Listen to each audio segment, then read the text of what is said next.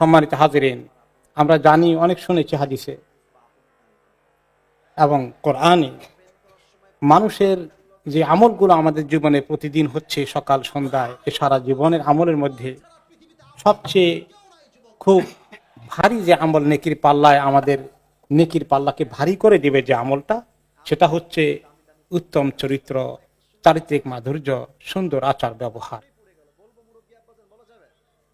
এবং তিনি, ওনাকে যখন জিজ্ঞেস করা হয়েছে কোন জিনিস মানুষকে বেশি করে জান্নাতে নিয়ে যায় ইয়া রাসূলুল্লাহ, তিনি বললেন আল্লাহর ভয় এবং সুন্দর আচার ব্যবহার, ভদ্রতা, নম্রতা, শিষ্টতা।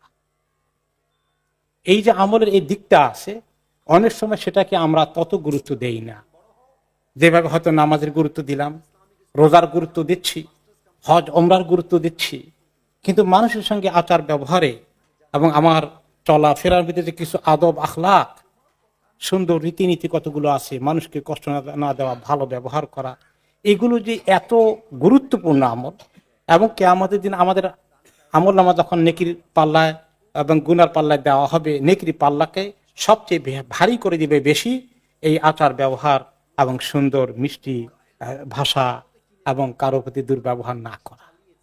এগুলাকে কিন্তু আমরা আসলে কম গুরুত্ব দেই, এগুলাকে এত ভালো কাজ মনে করলেও এত ফজিলতের আমল মনে করি না, কিন্তু কোরআন হাদিসে সেগুলাকে অনেক গুরুত্ব দেওয়া হয়েছে।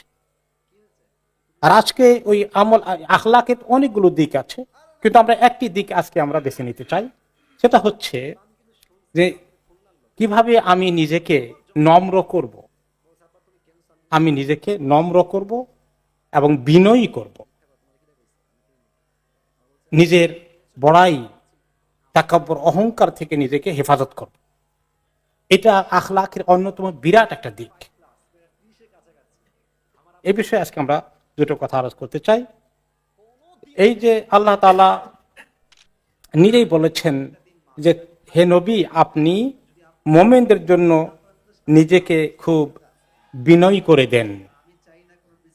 নবী করিম সাল্লাল্লাহু আলাইহি ওয়াসাল্লাম নিজে সাইয়্যিদুল আম্বিয়া, ওনাকে আল্লাহ তাআলা বলছেন আপনি মুমিনদের সঙ্গে আচার ব্যবহার কথাবার্তায় খুব বিনম্র ভাবে করবেন, বিনয়ী করবেন নিজেকে। আমরা জানি তিনি তো বিনয়ী ছিলেনই। কিছু এক্সাম্পল আমরা হাদিস শরীফ থেকে দেখব। তিনি কখনো নিজের পজিশনের ব্যাপারে, নিজের অহংকার, গর্ব, নিজের পদের ব্যাপারে আল্লাহ তাআলা ওনাকে এত বড় মর্যাদা দান করেছেন, কখনো তিনি সেদিন অহংকার বোধ করেন। তিনি বলেছেন যে আল্লাহ তাআলা আমাকে আদম সন্তানের মধ্যে সাইয়্যিদ বানিয়েছেন, তাদের সবার লিডার বানিয়েছেন, ওয়ালা ফখর, কিন্তু এটার জন্য আমি কখনো অহংকার করতে চাই না, গর্ব করতে চাই না। আর আমরা সামান্য কিছু পাওয়া গেলে কদ্দুর ব্যবহার করি, একটু ক্ষমতা পাওয়া গেলে, একটু পদ পজিশন পাওয়া গেলে আরেকজনকে হেয় মনে করা, আমাকে আবার কেউ সম্মান কম দিল কিনা এটা নিয়ে এত চিন্তা করি। আর যারা এরকম ভাবে আখিরাত চায়, জান্নাত চায়, তাদের এই মানসিকতা থাকতে হবে। আল্লাহ তাআলা বলেছেন এই যে আখিরাতের ঠিকানা জান্নাত, এটা আমি কাদের জন্য বরাদ্দ করব? যারা দুনিয়ার মধ্যে সব সময় খুব পদ, পজিশন, স্ট্যাটাস এগুলো নিয়ে চিন্তা করে না, এগুলার ফিকিরে যারা নেই, আর এগুলো পাওয়ার জন্য যে ফাসাদ করা লাগে সেই ফাসাদও তারা করে না, এদেরকে আমি জান্নাতের ঘর দেব। এভাবেই মুত্তাকিদের জন্য উত্তম পরিণাম ফল অপেক্ষা করছে। নবী করিম সাল্লাল্লাহু আলাইহি ওয়াসাল্লাম, তার আগে আল্লাহ তাআলা কোরআনে আরেকটি আয়াতে বলেছেন, সূরা লুকমানের মধ্যে, লুকমান আলাইহিস সালাম তিনি তার সন্তানকে যখন ওসিয়ত করলেন, তখন তিনি বলেছেন যে তুমি জমিনের মধ্যে গর্ব, অহংকার, দর্পের সাথে চলাফেরা করো না, এমন ভাবে হাঁটো না যেন তোমার মধ্যে তাকাব্বুর আছে বোঝা যায়, অহংকার আছে বোঝা যায়, এমন কোন চলাফেরা যেন কখনো ধরা না পড়ে। কারণ নিশ্চয়ই আল্লাহ তাআলা যারা এরকম গর্বকারী, অহংকারকারী, তাদেরকে আল্লাহ তাআলা কখনো পছন্দ করেন না। পছন্দ না করার অর্থ হচ্ছে আল্লাহ তাআলা তাদেরকে ঘৃণা করেন। এটি হাদিসে রাসূলুল্লাহ সাল্লাল্লাহু আলাইহি ওয়াসাল্লাম বললেন যে আল্লাহ তাআলা আমার কাছে ওহী পেশ করে, ওহী নাজিল করে বলেছেন যে হে মানুষ, তোমরা সবাই বিনয়ী হয়ে যাও, ভদ্র নম্র হয়ে যাও, বিনয়ী হয়ে যাও।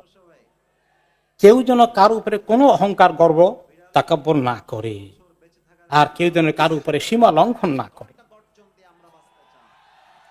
আর এই বিনয়ী হওয়ার, নিজেকে খুব বড় মনে না করে নিজেকে সাধারণ মনে করার, ছোট মনে করার ফজিলত সম্পর্কে হাদিসে বলা হয়েছে, যখন কেউ সদকা দান করে এতে করে তার সম্পদ কমে যায় না, সম্পদ নষ্ট হয়ে যায় না। আর কেউ যখন কাউকে ক্ষমা করে দেয়, কেউ দোষ করেছে, আপনাকে কষ্ট দিয়েছে, অপরাধ করেছে, কিন্তু আপনি ক্ষমার দৃষ্টিতে দেখেছেন, তাহলে আল্লাহ তাআলা এই লোকটির ক্ষমাকারীকে আল্লাহ তাআলা শান, সম্মান, ইজ্জত আরো বাড়িয়ে দেবেন।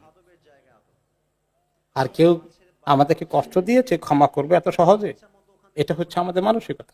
প্রতিশোধ নিয়েই ছাড়বো, জবাব দিয়েই ছাড়বো। আর যে ব্যক্তি আল্লাহকে খুশি করার উদ্দেশ্যে সবার সাথে নম্রতার আচরণ করে, এমন বিনয়ী হয়ে যায়, আল্লাহ তাআলা তার শানকে অবশ্যই বাড়িয়ে দিবেন। নবী করিম সাল্লাল্লাহু আলাইহি ওয়াসাল্লামের জীবনের এক্সাম্পল, তিনি যখন বাচ্চাদেরকে দেখতেন, আনাস রাদিয়াল্লাহু আনহু বলেন যে একবার আমি ওনার সঙ্গে ছিলাম, তিনি রাস্তা দিয়ে হেঁটে যাচ্ছেন, কিছু বাচ্চা খেলাধুলা করছে, তিনি বাচ্চাদেরকে নিজে সালাম দিলেন। এবং সাহাবী বলেন যে এটা ওনার অভ্যাস ছিল, ছোটদেরকে দেখলে তিনি আগে সালাম দিতেন। যদিও আমরা জানি সালামের আদবের মধ্যে হচ্ছে ছোটরা বড়কে সালাম দিবে, এই জন্য আমরা অপেক্ষা করি কখন ছোটরা সালাম দিবে, আমরা একটু জবাব দেব। রাসূলুল্লাহ সাল্লাল্লাহু আলাইহি ওয়াসাল্লাম এই ইন্তজার করেননি, তিনি আগ বাড়িয়ে সালাম দিয়েছেন। দুটো জিনিস হয়, যে নিজের পজিশনের ব্যাপারটাকে আমরা ভুলতে পারি, চাপা দিতে পারি, আমরা বিনয়ী হওয়ার ক্ষেত্রে এটা একটা সহায়ক। 2 নম্বর হচ্ছে ওরা তো শিখবে আমাদের থেকে সালাম দেওয়া দেখলে। আর যদি শুধুমাত্র সালাম নেওয়ার অপেক্ষায় থাকি, তাহলে ওরা কি শিখবে আমাদের কাছ থেকে? এই 2-1টা এক্সাম্পল। ইমাম আউজাঈ রহমতুল্লাহ আলাইহি বলেন, সর্বোত্তম আমল হচ্ছে আল্লাহর কাছে কবুল হওয়ার জন্য তাকওয়া, আর সর্বোত্তম ইবাদত হচ্ছে নিজেকে বিনয়ী করা, মানুষের কাছে নিজেকে বড় করে পেশ না করা। লোকমান আলাইহিস সালাম আরো বলেছেন যে আকলের, মানুষের এই লোকটা আকেল কিনা, তার ভালো জ্ঞান আছে কিনা, লোকটা বুদ্ধিমান কিনা, এটার পরিচয় হচ্ছে সেই লোকটা কেমন বিনয়ী। যদি তুমি কাউকে দেখো বিনয়ী মানুষ, অন্যের সামনে নিজেকে খুব বড় মনে করে নিজেকে পেশ করে না, তাহলে লোকটা খুবই জ্ঞানী, এটা তার প্রমাণ পাওয়া গেল। আর যে ব্যক্তি নিজেকে খুব বড় করে পেশ করে, আমার বংশ জানেন, আমার বাপদাদা 14 গোষ্ঠীর খবর কি, এগুলো যখন বেশি করে বলে, বড়াই করে, তখন লোকটা জ্ঞানী না কম জ্ঞানী এটা বুঝতে আর দেরি হওয়ার কথা না। এটা তার আহম্মকির লক্ষণ। মানুষ সেটা আবিষ্কার করবে। আমি কেন নিজের বড়াই করতে যাব, আমি কি? এই জন্য এত শক্তভাবে এসেছে যে ব্যক্তি এই বিনয়ী হয় না, বরঞ্চ অপোজিট, উল্টা দিকে যদি এরকম গর্ব অহংকারের দিকে যায়, তাহলে তার অন্তরে যদি সামান্য পরিমাণ অহংকারও থাকে, তাহলে সেই জান্নাতে প্রবেশ করতে পারবে না। ইন্না লিল্লাহ, কত বড় ক্ষতির কথা হয়ে যায়। এই জন্য আমাদের জীবনের চলাফেরায়, মানুষের সঙ্গে লেনদেনে, আচার ব্যবহারে সবসময় যেন আল্লাহ আমাদেরকে তৌফিক দান করেন, আমরা যেন খেয়াল করি যে কখনোই অহংকার যেন ফুটে না উঠে, সবসময় যেন আমরা নিজেদেরকে বিনয়ী করে পেশ করতে পারি। আল্লাহ তাআলা আমাদেরকে তৌফিক দান করেন।